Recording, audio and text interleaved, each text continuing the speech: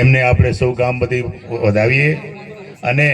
આ બાપાને આપણે હું તમને એમ કહું કે જે રીતે સદારામ બાપા હતા એ આપણા આ સદારામ બાપા અને સદારામ બાપા જ છે એમ સમજી લેવાનું અને એ બાપા જીવતા જ છે આ બેઠા જ છે હા આ સદારામ બાપુ જય હો વાહ ભાઈ વાહ એટલે આ બાપા આપણા હવે જે કાંઈ આવા પ્રોગ્રામ થતા હોય ત્યાં આપણે બાપાને આમંત્રણ આપીએ અને બાપા આપણા સૌની વચ્ચે કાયમી રહે એવું હું તમને કહેવા બાજુ રાતોના રાતો દિવસોના દિવસો જતા રહે એટલે બાપાને ટૂંકમાં કહું બાપા એક આપણા માટે એક સરસ રણુજાની અંદર મોટો જબરદસ્ત આશ્રમ બનાવી રહ્યા છે એ આશ્રમ એવડો મોટો છે કે આખા રણુજા ગામની અંદર કદાચ કોઈ આશ્રમ ના હોય ને એવડો મોટો આશ્રમ 3 માળનું બિલ્ડિંગ બનાવવાનું છે એમાં બાપાએ લાખો કરોડ બાંધકામ કરવાનું બાકી છે બાંધકામ આપણે બધા ભેળા થઈને કરાવવાનું છે એટલે આ બાંધકામની અંદર આપણે બધા સહયોગ આપશું અને બાપાને ટૂંક સમયમાં એ આશ્રમ તૈયાર કરીને આપવાની જવાબદારી આપણી પણ પોતાની રહેશે એટલે માટે બધા સહકાર આપજો અને બહુ સરસ કામ કરી અને ખૂબ આગળ વધીએ અને બાપા પણ આપણા બધાના વચ્ચે સૌ ખૂબ આનંદથી રહે અને આપણે એમના બધા આચરણોમાં ખૂબ જીવીએ સારું એવી શુભેચ્છા સાથે હું વિનવું છું જય સદારામ બાપા ગુરુર બ્રહ્મા ગુરુર વિષ્ણુ ગુરુર દેવો મહેશ્વરમ ગુરુર સાક્ષાત પરિબ્રહ્મ તસ્મૈ શ્રી ગુરુવે નમઃ બોલો સનાતન ધર્મ કી પૂજ્ય સદારામ બાપાનો રામદેવજી મહારાજ કી સમસ્ત પેદાશપુરા ગામ અને ગામના દેવી દેવતાઓનો ભારતની નારી શક્તિનો આવો ભજન કરાવે એમના માતા પિતાનો આજના મંગલ અવસરમાં સમસ્ત પેદાશપુરા ગામ પરિવાર આ ગામના દેવી દેવતાઓને આ ગામના આદરણીય વડીલોને ભાઈઓ બહેનો દીકરીઓને સમાજના સેવક તરીકે દોલતરામ મહારાજ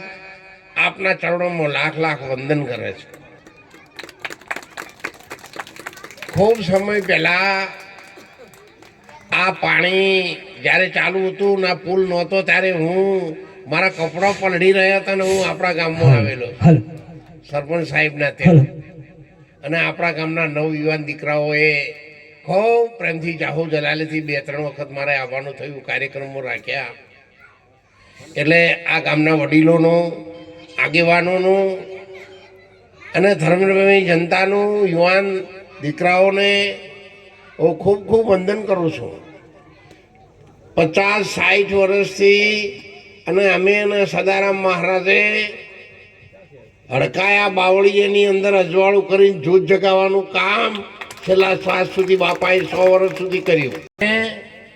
મને પણ 75 વર્ષ થયેલા છે હું ગવર્મેન્ટ પેન્શનર છું આખી દુનિયાએ મારું સન્માન કરેલું છે હું ખૂબ ભણેલો ગણેલો છું મુંજારામ બાપા નારાયણદાસ લક્ષ્મણદાસ ત્યારથી મારી સાથે છે 1970 જેકડા ઝંડાલાલ કોરડામાં મારી નોકરી હતી 1970 તમે કહો 54 વર્ષથી અહીં પહેલાં હું નોકરી કરતો હતો હોય આ હડકાયા બાવળીઓમાં સરકારી નોકરી હતી સરસ પણ આ સમાજની સેવા માટે નોકરી જતી કરી અત્યારે સરકાર બહુ મોટું પેન્શન મને આપે હું પેન્શનર છું ખૂબ મોટો ખાતેદાર છું આપણો જુનાગઢ પણ આશ્રમ છે વડાલીમાં છે નોરતામાં છે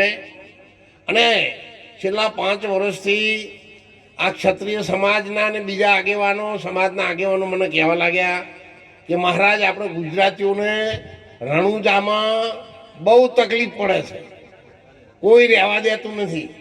અમુક સમાજના તો નામ પડે ને કે અમે આ સમાજના છીએ એટલે તરત ના પાડું કે તમે તો અહીં આવશો જ નહીં મારે કોઈ નામ નહીં લેવું પણ તમે સમજી ગયા છો ના પાડે છે 5 વર્ષથી ઉઘરણી કરતા હતા એટલે મેં મનમાં સંકલ્પ કર્યો કે રામદેવજી મહારાજ તમે કૃપા કરો મારું શરીર તો પૂરું થઈ જવા આવ્યું છે, પણ 18 આલમને મારા ઉપર વિશ્વાસ છે.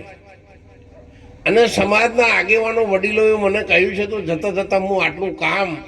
સમાજની 7 પેઢીઓને કોઈના દરવાજા ના ખખડાવે એવું કોમ કરીને મારે જવું છે. અને એમાં તમારા બધાના સેવા સાથ સહકાર, જેમ ભગવાન રામે વાનરોની સેના લઈ અને લંકા સુધી પહોંચાતા, એમ હું પણ આ સમાજની સેના લઈ અને રણુજાની અંદર એવું આપણે આશ્રમ બનાવીએ કે 7 પેઢી સુધી આપણા દીકરા ભાણીઓ દીકરીઓ જાય તો એમને કોઈ જગ્યાએ રાતના બીજાના દરવાજા ખખડાવવા પડે નહીં. એવી ભાવના સાથે આરંભી છે. જમીન ખરીદી લીધી છે ગયા 10મા મહિનામાં, અને હવે ટૂંકા ટાઈમમાં આપણે બધા ત્યાં કામ કરવા માટે જઈ રહ્યા છીએ. એટલે આપણે દર બીજે આવવાનું હોય, ભાદરવા મહિનામાં આવવાનું હોય તો આવતો ભાદરવા મહિનો આવે ત્યાં સુધી આપણે 2 માળ બનાવવાનું નક્કી કરી દીધું છે. ગયા સોમવારે હું લાઇટ કનેક્શન 3 ફીટનું લાઇટ કનેક્શન અને મોટરો ચાલે પાણીની, એટલા માટે 80,000 રૂપિયાનું એસ્ટિમેટ ભર્યું છે. પાણીનું એસ્ટિમેટ ભરીને આવ્યો છું. અને જલ્દી જેમ બને એમ, મારો ઉતાવળ છે નહીં ખબર છે, લોકોને રહેવાની નહીં, પણ મારી ઉતાવળ છે. મારી ઉતાવળ છે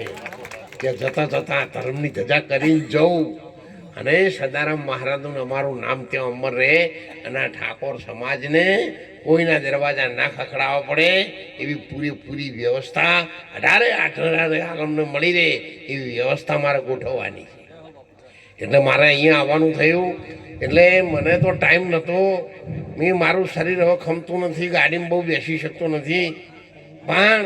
પૂજા બાપાએ, બાબુજી ભાઈએ, સરપંચ સાહેબને બધું મને યાદ આવ્યું. મેં કીધું શેરલું ગોમ છે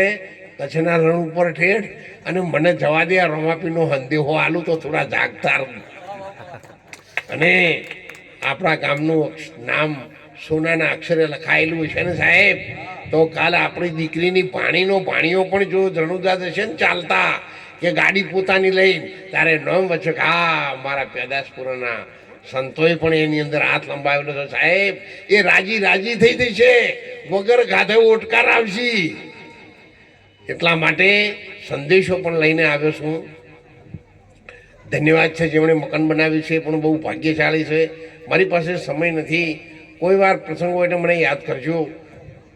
હું જરૂર આવીશ. હું બીજું મારે હવે આટલી ઉંમરે હું મેળવવાનું છે કહો?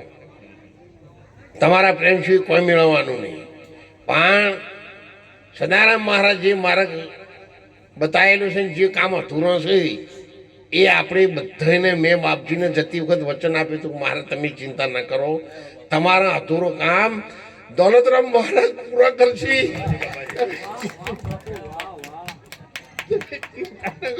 સમાજને મહારાજ હું ડૂબવા નહીં દઉં, અને હું જીવીશ ત્યાં સુધી તમારું સારું થાય એવું કરીશ. મારા ઉપર વિશ્વાસ રાખજો, હું તમારો છું અને બીજા કોનો તો શું કહેવું. એટલે સૌ પેદાશપુરાના વડીલોને, ભાઈઓને, બહેનોને, દીકરીઓને મારું સન્માન કર્યું છે ને સરપંચ સાહેબ, હું રાજી છું. ભગવાન આખા ગામ પરિવારને લીલા લહેર કરે, ઢોરે માનવી, ખેતરવાડીએ, નોકરી ધંધામાં તમારે સૌને લીલા લહેર થાય એવી પ્રાર્થના સાથે બોલો સદારામ બાપાનો, પેદાશપુરા ગામ પરિવારનો, રામદેવજી મહારાજ કી. આપની વચ્ચેથી રજા લઈ.